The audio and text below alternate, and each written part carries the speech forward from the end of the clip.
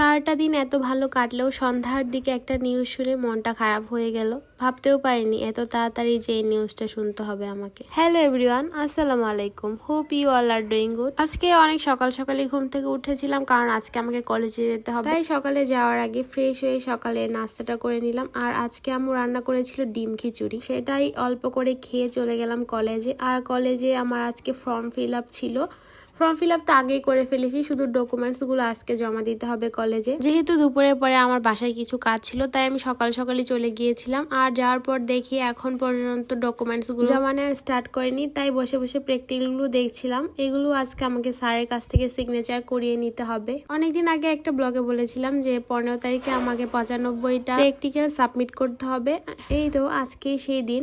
একদিকে স্যারের জন্য অপেক্ষা করছিলাম, স্যারও ছিল না, ক্লাস নিতে চলে গিয়েছিল। অবশেষে স্যার আসলো আর আমি প্র্যাকটিক্যাল গুলো সিগনেচারও করিয়ে ফেললাম। এন্ড দেন চলে গেলাম ডকুমেন্টস গুলো জমা দিতে। অবশেষে কলেজে আমার সকল কাজ শেষ হলো, সিগনেচারও করিয়ে ফেলেছি এবং ডকুমেন্টস গুলো জমা দিয়েছি। দেন তাড়াতাড়ি করে বাসার দিকে যাচ্ছিলাম। দেন বাসায় যেয়ে শাওয়ার করে প্রেয়ার শেষ করে খাওয়া দাওয়া করে আম্মুর সাথে বিকালে একটু বের হয়েছিলাম বাসায় পড়ার জন্য। কিছু কোর্সের বানাবো, তাই চলে গিয়েছিলাম বাসাবাড়ি মার্কেটে। আর এখানে অনেক রিজনেবল প্রাইসে গজ কাপড় পাওয়া যায় আর অনেক কালেকশনও ছিল।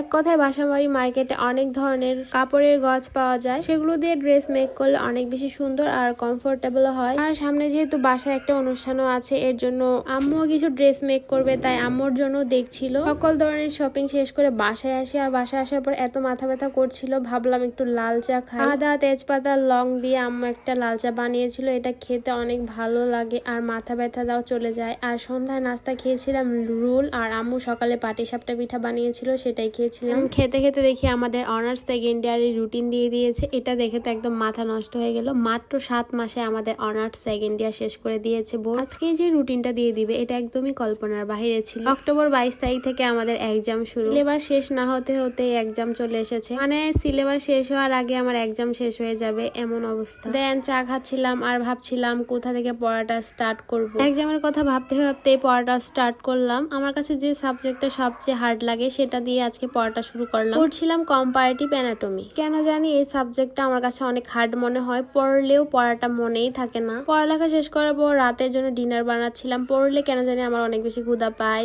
তো তাড়াতাড়ি ঝটপট কিভাবে রুটি বানানো যায় সেটাই ভাবতে ভাবতে এইভাবে আমি রুটি বানাচ্ছিলাম আমার জন্য। মানে খাওয়া দাওয়াতে এখন এত বেশি সময় ইনভেস্ট করা যাবে না, বেশি বেশি পড়তে হবে। তাই ঝটপট রুটি বানিয়ে মুরগির মাংস দিয়ে খেলাম, খেয়ে আবার পড়তে বসলাম। দেন 12টা পর্যন্ত পড়েছিলাম। পড়ার পর কিছুক্ষণ রেস্ট নিয়ে আবার চা খাচ্ছিলাম, চা খেয়ে আবার পড়তে বসি। দেন আমি সারাদিনের রুটিনে কি কি কমপ্লিট করলাম আর কোন কাজটা আজকে করা হয়নি সেগুলোই দেখছিলাম। যেগুলো হয়েছিল সেগুলোতে একটি করে টিক চিহ্ন দিচ্ছিলাম, আর যেগুলো হয়নি সেগুলোতে ক্রস। তাহলে আজকে এ পর্যন্তই, দেখা হবে অন্য কোনো ভিডিওতে। ততক্ষণ ভালো থাকবেন, সুস্থ থাকবেন, আল্লাহ হাফেজ।